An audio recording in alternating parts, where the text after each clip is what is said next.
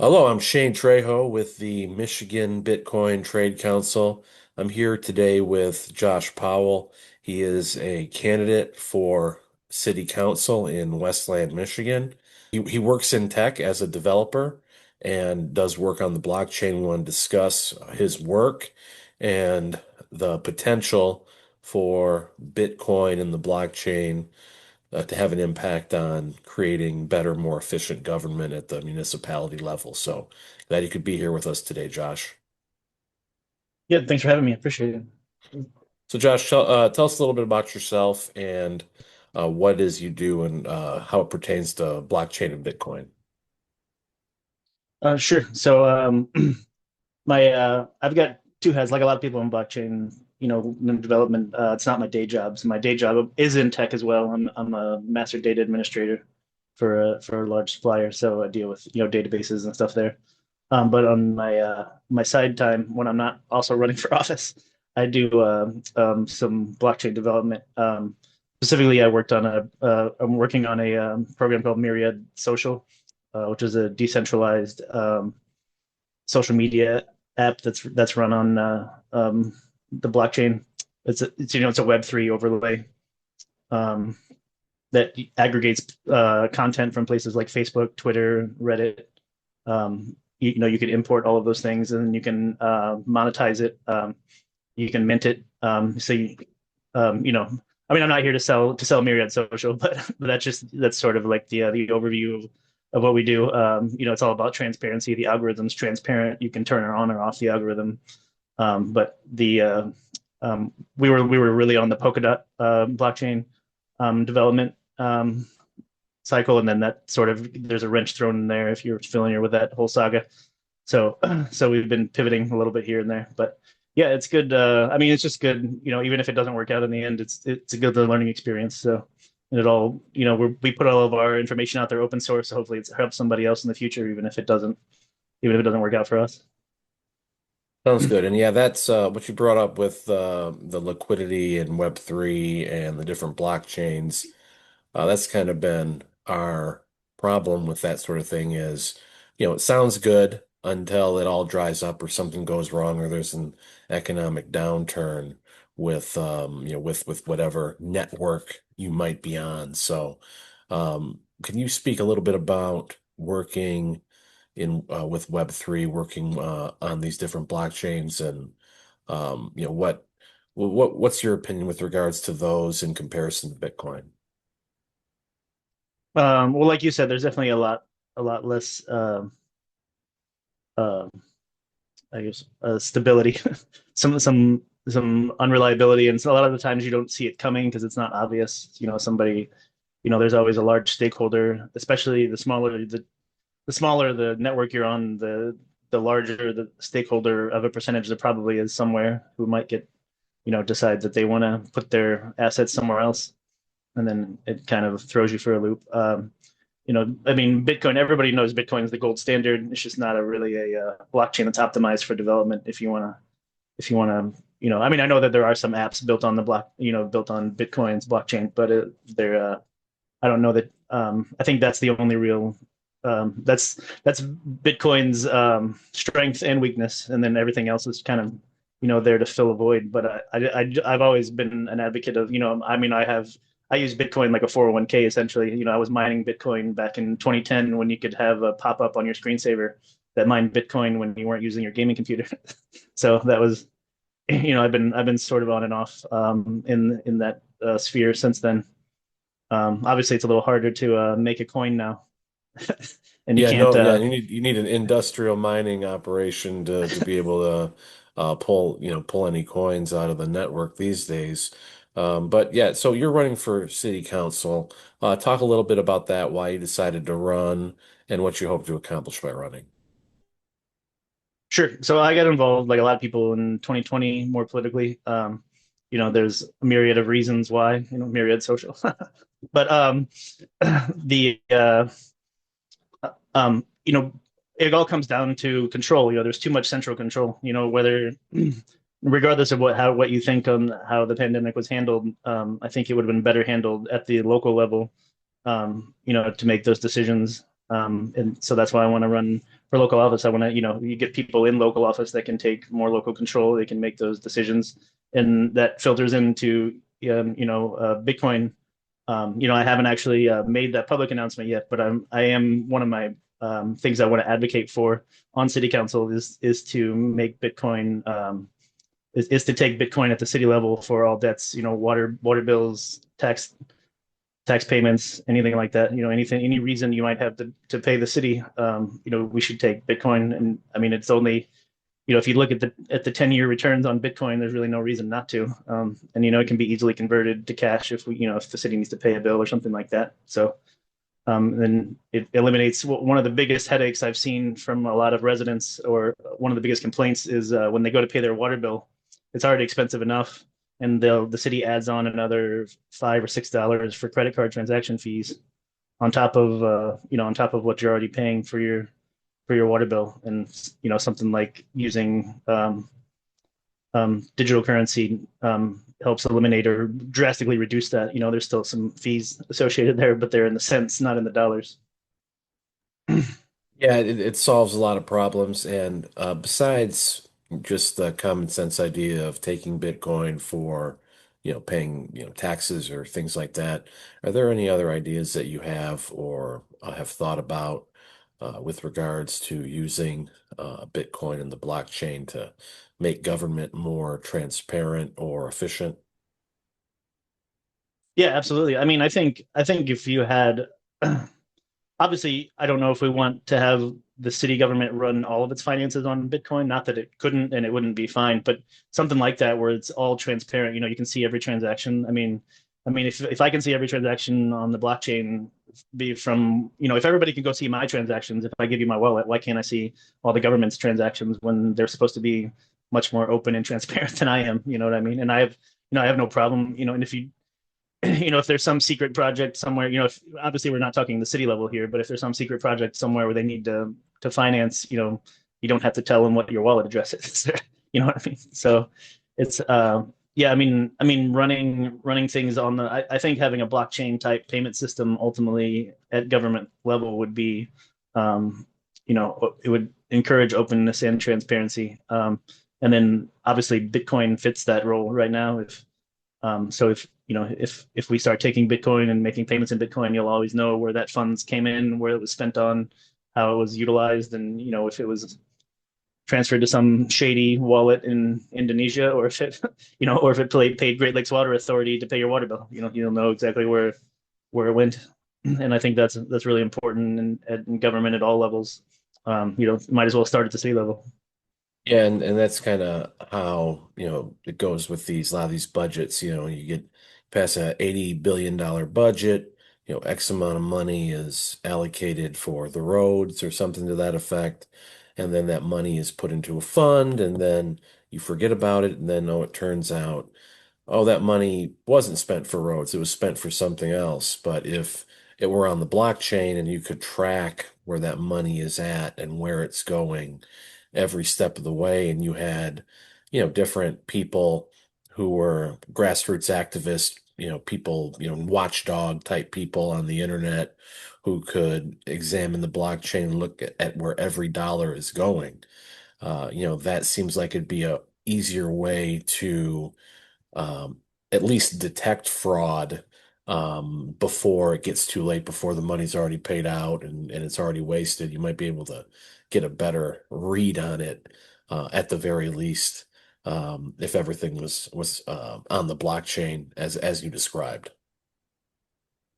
Exactly. And there was an incident with the local school district last year where they lost $13 million. So they all of a sudden, when I'm not running for school board and I won't name the school district, but it's easy to Google if you want to. But they at one of the um, school board meetings, they had to make the announcement that they were short $13 million because they had forgotten to make a payment to the teachers' pension funds for a few years. So it was a surprise. And after they had all the COVID money. It turns out later on that they did make those payments. They just didn't record them properly, so they weren't short $13 million. But if you had the blockchain, somebody could have went in there and said, "Nope, here you sent this right here," and it wouldn't have, they would have saved themselves a lot of embarrassment and panic, and And I mean, ultimately they didn't make a mistake, but just because they thought they did, they made themselves look bad anyway, and that could have been eliminated by having an open and transparent payment system on a blockchain. Absolutely. And, a lot of different bureaucracies have frustrated people at every level, local, state, federal. Um, is there any way, by your estimation, that Bitcoin could eliminate these bureaucracies, sort of automate these processes working with AI? What does that look like for you? Have you thought about that? And is this something you might be interested in exploring the possibility of? Sure. I mean, there's a lot of things. I think when you start factoring in AI, there's a trust factor there. But if you're doing something on a blockchain where everything is transparent, um, I hadn't put a lot of thought into that, but that's a good question. But if you had an AI, you would want all of its actions, especially if it was supposed to be operating on behalf of the public, you would want all of its maybe even thought processes to be open and transparent. If on a blockchain possibly. But that's an interesting thing, and I've always thought we should automate things like drawing district maps and drawing precinct maps and at the city level or district maps at the state level. There's a lot of back and forth about gerrymandering, but if all of these maps, you could feed them into an AI, give it a set of criteria, like make sure you don't segregate based on these factors and draw equitable maps. And then, boom, there you go. And nobody can say, the whole process can be open and transparent and nobody can accuse anyone else of gerrymandering because it's right there. That's something like that in an Yeah, AI you that's won't that get yeah, uses. you won't get Novi in a map with Ann Arbor and Downriver, and then Highland Township in a map with Caseville and the Thumb somehow, as we do now under the independent redistricting board. But that's independent, yeah.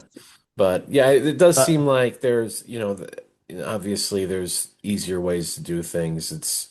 There's just a lot of entrenched people in the system who don't want things to change because they're getting their bread buttered, or they feel like they benefit from this current system. Talk a little bit about your overall plans that you would like to do in Westland. What are some of the problems at the municipal level that you see there? How can you solve those problems? What are you going to do as city council member? Try to rally people to make the town a better place. Sure. So and I would be remiss if I didn't plug my own website here. So Powell for Westland is the website, POWELL, the number four Westland.com.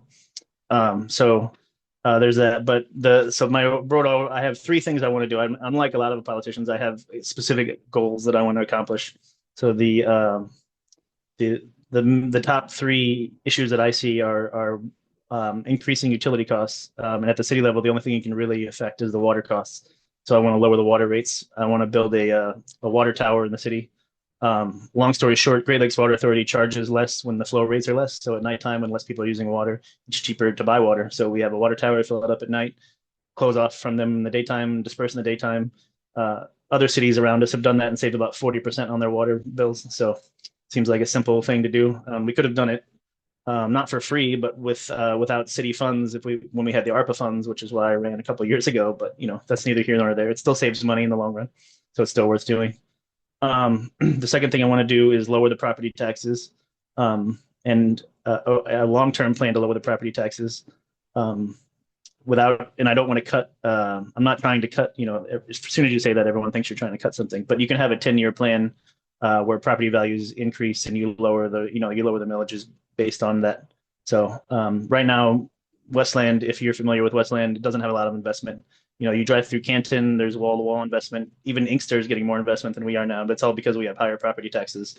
So nobody's going to invest in us if we're the highest property taxes, and I don't I love Westland. I live there, but I don't think we offer a lot more value for the additional property taxes that we're asking people to pay. I wish we did, and that would be awesome if we did, but right now we're just not there. The third thing I believe is I want to do is work with the Westland Mall to offer them a property tax abatement because their biggest complaint is the property tax bill that they get.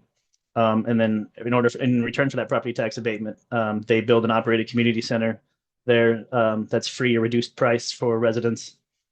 So we kill two birds with one stone. Most residents want a community center and they want something to be done with the mall.